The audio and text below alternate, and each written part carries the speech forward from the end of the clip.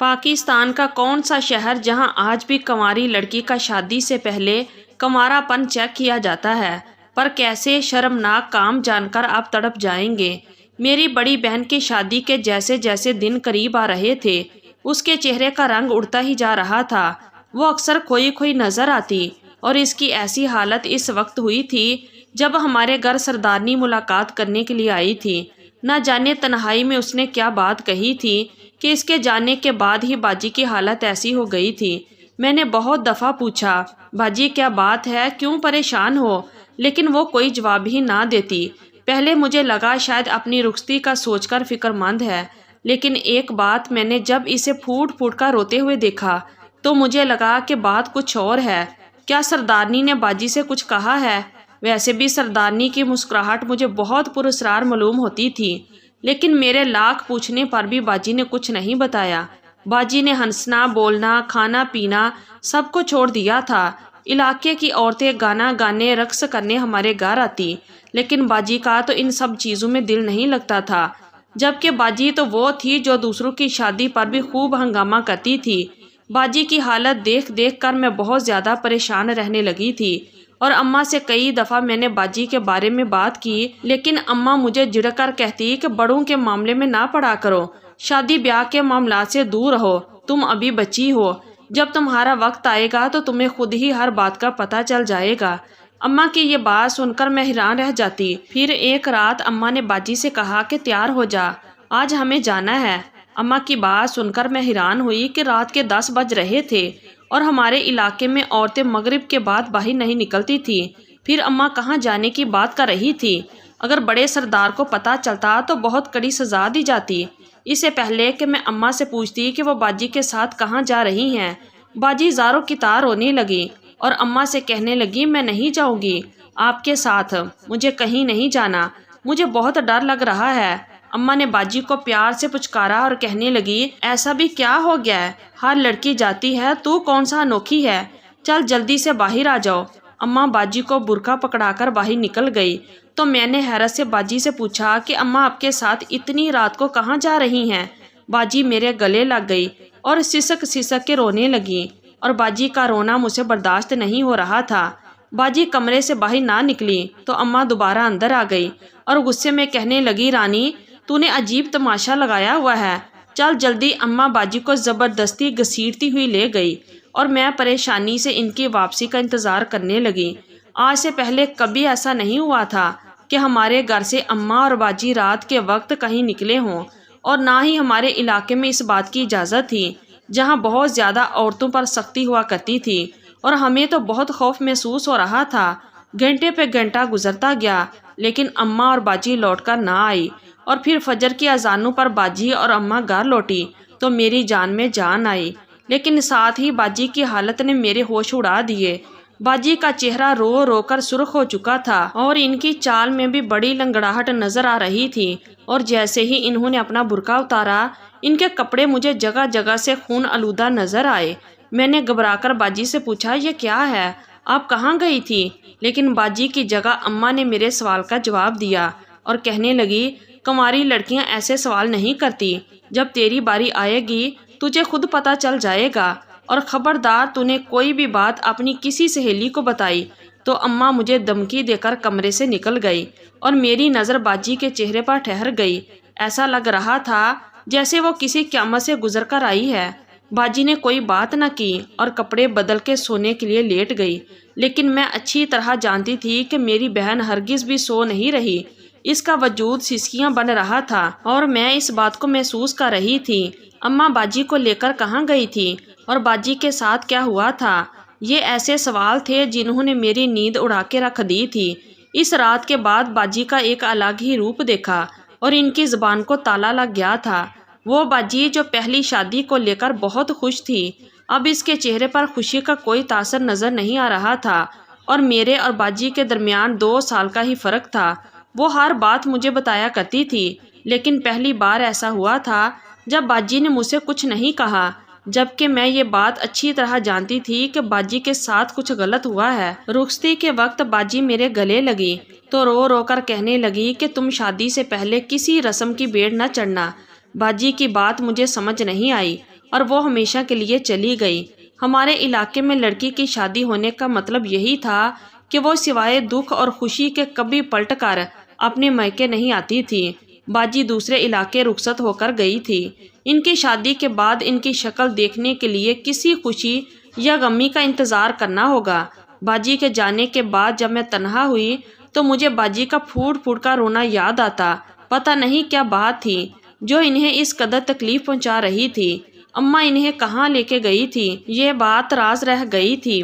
میں نے کئی دفعہ باتوں میں اماں سے جاننا چاہا، لیکن اماں بہت آسانی سے بات پلٹ دیتی۔ باجی کی شادی کے بعد 2 مہینے بعد ہی میری سہیلی کی شادی کا وقت آیا، تو وہ بھی پہل تو بہت خوش تھی، لیکن جیسے جیسے شادی کے دن قریب آنے لگے میں نے اس کے چہرے کو بھی پیلا پڑتا دیکھا۔ میں جب بھی اپنی سہیلی کے پاس جاتی اور اسے پوچھتی، فرزانہ تجھے کیا ہو گیا ہے، اچھی بلی تو تھی، اب کیا پریشانی ہے، وہ خاموش رہتی، کچھ نہ بولتی، کبھی کبھی تو رونے لگ جاتی۔ اور پھر جب اس کی شادی والے دن میں اس کے گھر گئی تو مجھے اس کا چہرہ بالکل بدلا ہوا معلوم ہوا۔ نہ چہرے پہ کوئی خوشی تھی، نہ ہی کوئی رنگ، ایسا لگ رہا تھا جیسے وہ بالکل ختم ہو چکی ہو۔ اسے ہلایا اور پوچھا، فرزانہ کیا بات ہے، تو شادی سے خوش نہیں؟ وہ میرے گلے لگ گئی اور بالکل ایسے ہی روئی جیسے باجی روئی تھی۔ میرا دل دہل گیا۔ کیا ہو رہا تھا جس کے بارے میں مجھے کچھ علم ہی نہیں تھا؟ جب اس نے مجھے کچھ نہیں بتایا تو میں نے اس کی اماں سے پوچھا، چاچی کیا بات ہے، اسے کیا ہو گیا؟ میری بات سن کر چاچی ہنسی اور کہنے لگی، سب لڑکیاں ایسی نہیں ہوتی، رخصتی کے دن انہیں اپنے ماں باپ کی فکر ستانے لگتی ہے۔ میں نے فرزانہ کو تسلی دی، لیکن اس نے مجھے بہت عجیب سی بات کہی کہ کبھی تو شادی نہ کرنا، ہمارے علاقے میں شادی کرنا بھی گناہ ہے، تو یہ گناہ تو نہ کرنا۔ اس کی بات میری سمجھ سے باہر تھی۔ شادی ایک سنت عمل ہے اور ہر کسی کو ایک نہ ایک دن کرنی ہوتی ہے۔ پھر وہ مجھے ایسی بات کیوں کہہ رہی تھی کہ ہمارے علاقے میں شادی کرنا گناہ ہے؟ میں بہت زیادہ الجھ گئی تھی، اور پھر میری پکی سہیلی بھی آنسو بہاتے رخصت ہو کر چلی گئی۔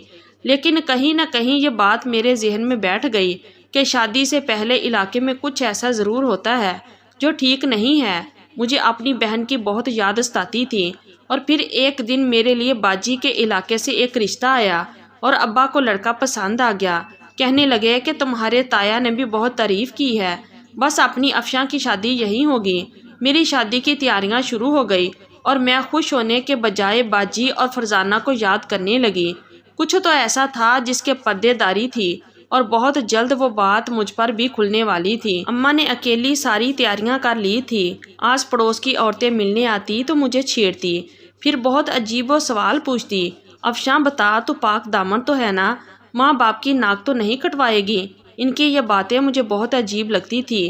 ہر کسی کو اچھی طرح معلوم تھا کہ ہمارے علاقے کی لڑکیوں کو گھر سے باہر قدم رکھنے کی بھی اجازت نہیں، تو پھر یہ کیسا سوال تھا؟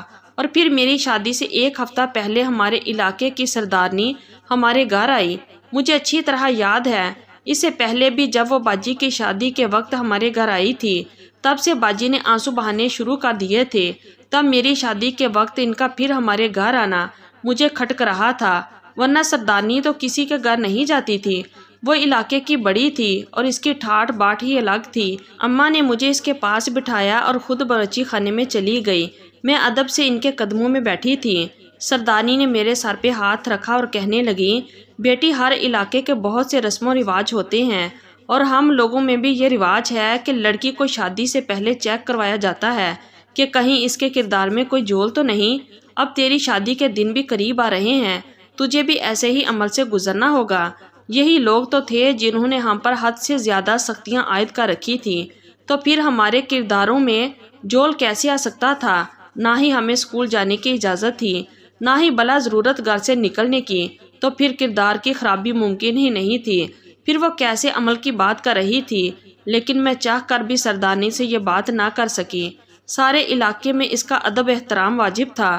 سردارنی کہنے لگی، بیٹی تمہاری ماں ایک رات کے لیے تمہیں ہماری حویلی لے کر آئیں گی، وہیں ایک مخصوص طریقے کے تحت یہ پتہ چل جائے گا کہ تم کنواری ہو یا نہیں۔ ہم یہ نہیں چاہتے کہ کسی بھی ناپاک لڑکی کو رخصت کریں اور دوسرے علاقے میں بھی ہماری بدنامی ہو۔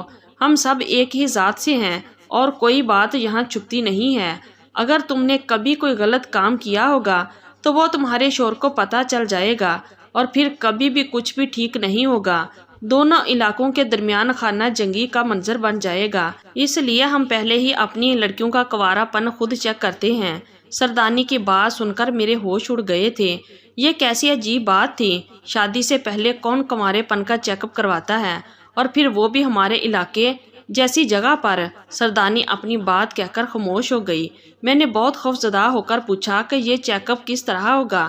میری بات سن کر سردارنی ہنسی اور کہنے لگی، پریشان نہ ہو، تمہیں کوئی تکلیف نہیں ہوگی۔ لیکن مجھے اچانک یہ باجی کا خون آلودہ لباس اور چال کی لڑکڑاہٹ یاد آ گئی تھی۔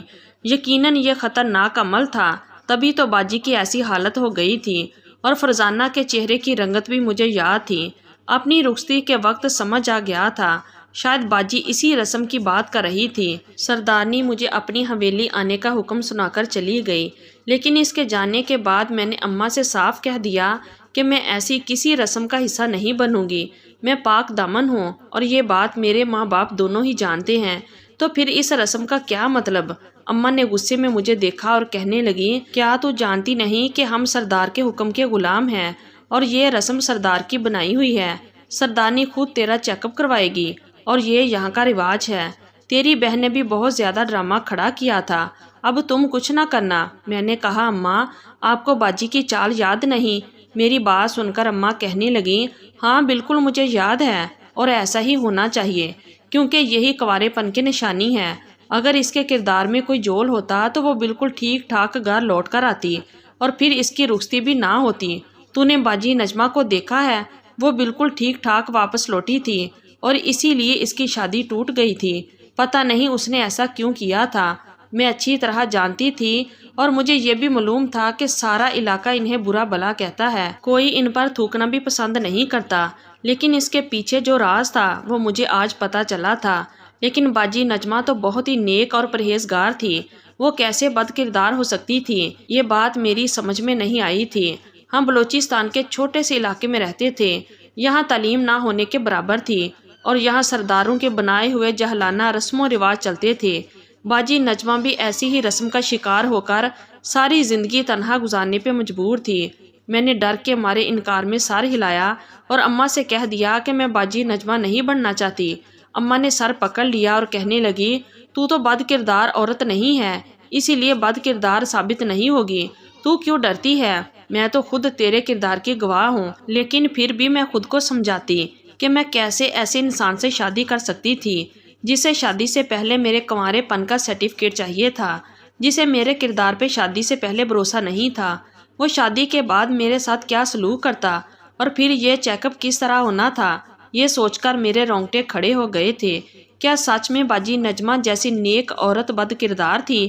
مجھے کسی پل سکون نہیں آ رہا تھا، اور میں ہر پل اندر ہی اندر گھٹتی جا رہی تھی۔ میں کمرے میں تنہا رہ گئی تھی، اور اماں تو اتنی سنگ دل ہو گئی تھی، اسے میرے رونے دھونے سے کوئی فرق ہی نہیں پڑ رہا تھا۔ وہ بس یہی کہتی کہ یہاں رواج ہے، اور تجھے بھی اس طرح سے ان کو ادا کرنا ہوگا۔ جیسے جیسے شادی کے دن قریب آ رہے تھے، میرے چہرے کا رنگ پیلا ہی پڑتا چلا جا رہا تھا۔ میں نے کھانا پینا تک چھوڑ دیا تھا، اور میری بہن بھی لوٹ کر نہیں آئی تھی کہ وہ بارات کے ساتھ شادی کے وقت ہی آئے گی، اور میں اس بات پر بہت افسردہ تھی۔ میرا دکھ بانٹنے والا کوئی نہیں تھا۔ شادی سے ٹھیک 2 رات پہلے اماں میرے کمرے میں آئی، کہنے لگی، چلو افشاں تیری باری آ گئی، برقع پہن کر تیار ہو جا، ہمیں بڑی حویلی جانا ہے، سردارنی تیرا انتظار کر رہی ہے۔ میں نے اماں کو صاف انکار کر دیا کہ مجھے نہیں جانا، کہ اماں تو اپنی بات کی پکی تھی۔ کہنے لگی، اگر تو اپنے پیروں پر چل کر نہیں جائے گی تو تیرے باپ سے کہوں گی تجھے اٹھا کر حویلی پھینک جائے گا۔ نہ چاہتے ہوئے بھی میں برقع پہن کے اماں کے ساتھ گھر سے نکل گئی، تب مجھے اپنا وجود بالکل بے معنی محسوس ہو رہا تھا۔ ہمارے علاقے میں عورت ذات کو پہلے بھی کوئی عزت حاصل نہیں تھی، لیکن اس چیک اپ کے بعد تو مجھے لگ رہا تھا کہ میں مٹی میں مل جاؤں گی۔ ایسا لگتا تھا جیسے عورت ہونا گناہ ہے، اس معاشرے میں عورت کی کوئی عزت نہیں ہوتی۔ جیسے تیسے میں اماں کے ساتھ لڑکھڑاتی قدم اٹھاتی حویلی پہنچ گئی۔ مجھے دیکھ کے بڑی سردارنی مسکرائی اور اماں سے کہنے لگی، تم بیٹھک میں بیٹھو، میں تمہاری بیٹی کو لے کر جا رہی ہوں۔ اماں سر ہلا کر فرش پر ہی بیٹھ گئی، اور بڑی مالکن مجھے بازو سے پکڑ کر اپنے ساتھ حویلی کے کمرے میں لے گئی۔ انہوں نے مجھے بستر پر بٹھایا اور کہنے لگی کہ یہاں تمہارے کنوارے پن کا چیک اپ ہوگا، لیکن تم جتنا زیادہ شور مچاؤ گی تمہیں اتنی ہی تکلیف ہوگی، اس لیے خاموشی سے سب کچھ برداشت کرنا۔ اور یہ چیک اپ کس طرح ہوتا ہے باہر جا کر کسی اور کو اس بارے میں نہیں بتانا، کیونکہ اس طرح تمہاری ہی عزت خراب ہوگی۔ کنوارے پن کے چیک اپ کے لیے کچھ ایسا کرنا ہی پڑتا ہے جو دوسروں کو بتایا نہیں جا سکتا۔ سردارنی کی بات سن کر میں مزید پریشان ہو گئی تھی، اور پھر اس نے مجھے ایک لباس دیا اور کہا کہ اسے جا کے تبدیل کر لو۔ میں اس کا حکم ماننے پر مجبور تھی، اس لیے وہ عجیب سا لباس پہن کر کمرے میں آ گئی، اور اس کے بعد چیک اپ کے نام پر جو کچھ سردارنی نے میرے ساتھ کیا، میری چیخیں آسمان کو چھونے لگیں۔ لیکن سردارنی نے ٹھیک کہا تھا، میں جتنا چیخوں گی مجھے اتنی زیادہ تکلیف ہوگی، اس لیے میں نے اپنی چیخوں پر قابو پا لیا تھا۔ اس اذیت کو میں نے بالکل خاموشی سے برداشت کیا تھا۔ یہ رات میری زندگی کی سب سے بھیانک ترین رات تھی، اور ایک ایک لمحہ میں نے کانٹوں پر گزارا تھا، اور ایسا لگتا تھا جیسے صبح کا سورج نکلے گا ہی نہیں۔ پھر میں بے ہوش ہو گئی، اور جب ہوش آیا تو صبح کی اذانیں میرے کانوں میں پڑ رہی تھی۔ سردارنی نے میرا لباس مجھے پکڑایا اور کہنے لگی، مبارک ہو، تم پاک دامن ثابت ہوئی، کپڑے تبدیل کر لو اور خوشی خوشی اپنی ماں کے ساتھ جاؤ، 2 دن بعد تمہاری دھوم دھام سے شادی ہوگی۔ میرے لیے چلنا بھی دشوار تھا، میں لڑکھڑاتی ہوئی اپنی ماں کے پاس پہنچی تھی، میرا حال میری بہن جیسا ہی تھا۔ سردارنی نے ایک لفافہ میرے ہاتھ میں رکھا اور کہا، یہ کچھ رقم ہے جو سردار نے شادی کی توفیق کے طور پر دی ہے، تمہاری بیٹی پاک دامن ہے، جاؤ دھوم دھام سے اسے رخصت کرو۔ یہ سنتے ہی میری ماں کے چہرے پہ خوشی آ گئی، انہوں نے مجھے گلے سے لگایا اور گھر لے آئی۔ میری آنکھوں سے مستقل آنسو بہہ رہے تھے، اور میری ماں نے مجھ پر توجہ بھی نہیں دی تھی۔ وہ اپنے کمرے میں مجھے آرام کا کہہ کر چلی گئی، لیکن اب آرام میری زندگی سے ہمیشہ کے لیے نکل گیا تھا۔ ایسی اذیت میں نے اپنی جان پر جھیلی تھی کہ شاید ساری زندگی میں آنکھیں نہیں بند کر سکتی تھی۔ جیسے تیسے آدھا دن گزرا، میں نے اماں سے کہا کہ میں پچھلی گلی والی خالہ کے گھر جانا چاہتی ہوں، وہاں میری دوست ریشمہ رہتی تھی۔ اسی لیے اماں نے انکار نہ کیا، کہنے لگی چلی جا، لیکن پھر شام سے کہیں باہر نہ نکلنا، پتہ ہے نا تیری شادی کا دن آ گیا۔ میں خاموشی سے گھر سے نکل گئی، لیکن میری منزل ریشمہ کا گھر نہیں تھی، بلکہ میں تو باجی نجمہ کے گھر کی طرف جا رہی تھی۔ میں نہیں جانتی تھی کہ میرے قدم اس طرف کیوں اٹھ رہے ہیں جہاں سارا گاؤں تھوکنا بھی پسند نہیں کرتا۔ جب میں ان کے گھر میں داخل ہوئی تو وہ جائے نماز پر تھی۔ میں ان کے پاس جا بیٹھی، خود بخود میری آنکھوں سے آنسو بہہ رہے تھے۔ انہوں نے میرے سر پہ ہاتھ رکھا، میں نے بس ان سے اتنا ہی کہا کہ میں رات کنوارے پن کا چیک اپ کروا کر آئی ہوں۔ یہ سنتے ہی ان کے چہرے کا رنگ اڑ گیا، ان کی آنکھوں سے آنسو بہنے لگے۔ وہ روتے ہوئے کہنے لگی کہ میں چاہ کر بھی اس علاقے کی لڑکیوں کو بچا نہیں پاتی، میں کیا کروں، کوئی میری بات پہ یقین نہیں کرتا۔ میں جانتی ہوں کہ رات تمہارے ساتھ کیا ہوا ہوگا، میرے ساتھ بھی کچھ ایسا ہی ہونے والا تھا، لیکن میں نے ہمت دکھائی اور وہاں سے بھاگ نکلی، اس لیے آج تک بد کردار ہونے کا داغ اپنے دامن پہ سہ رہی ہوں۔ مجھے معلوم ہے سردارنی نے کنوارے پن کے چیک اپ کے نام پر تمہیں اپنے پاگل بیٹے کے حوالے کیا ہوگا، اور اس نے تمہارے ساتھ اپنی ہوس پوری کی ہوگی۔ وہ عورت اتنی ہی ظالم ہے، اپنے پاگل بیٹے کی تسکین کے لیے گاؤں کی معصوم لڑکیوں کو نشانہ بناتی ہے، اور یہاں کی جاہل عورتیں اور مرد اس بات کو سمجھ ہی نہیں پاتے۔ کوئی نہیں جو ظلم کے خلاف آواز اٹھا سکے، میں بھی نہیں اٹھا سکی۔ باجی نجمہ نے میرے سر پہ ہاتھ رکھ کے دعا دی اور کہنے لگی کہ میں چاہ کر بھی تمہارے لیے کچھ نہیں کر سکتی۔ پھر میں چپ چاپ گھر لوٹ آئی۔ میں نے ایک نظر اپنی بولی بالی ماں کو دیکھا تھا، جو سردار اور سردارنی جیسے مکار لوگوں کے ہاتھوں بیوقوف بن رہی تھی۔ وہی نہیں بلکہ علاقے کے سارے ہی لوگ ان کے اشاروں پہ اندھے ہو کر ناچ رہے تھے، اور کسی کو بھی حقیقت دکھائی نہیں دے رہی تھی۔ 2 دن بعد میری بارات آئی، اور میں بھی خاموشی سے رخصت ہو کر دوسرے علاقے پہنچ گئی۔ آج میں حاملہ ہوں، اور دن رات یہی دعا کرتی ہوں کہ خدارا میری گود میں بیٹی نہ دینا، کیونکہ ہمارے علاقوں میں بیٹیوں کو نہ ہی کوئی حیثیت حاصل ہے، نہ ہی عزت، نہ ہی تعلیم حاصل کرنے دی جاتی ہے، اور نہ ہی انسان سمجھا جاتا ہے۔ آپ لوگ ہمارے حق میں دعا کریں، کیونکہ ہمارے لیے آواز اٹھانا تو شاید اس پورے ملک میں کسی کے بس میں نہیں۔ تو ناظرین، یہ تھی میری آج کی کہانی۔ امید ہے کہ آپ کو آج کی کہانی پسند آئی ہوگی۔ اگر پسند آئی ہے تو پلیز ویڈیو کو لائک کیجیے اور ہمارے چینل کو سبسکرائب کیجیے۔ شکریہ، اللہ حافظ۔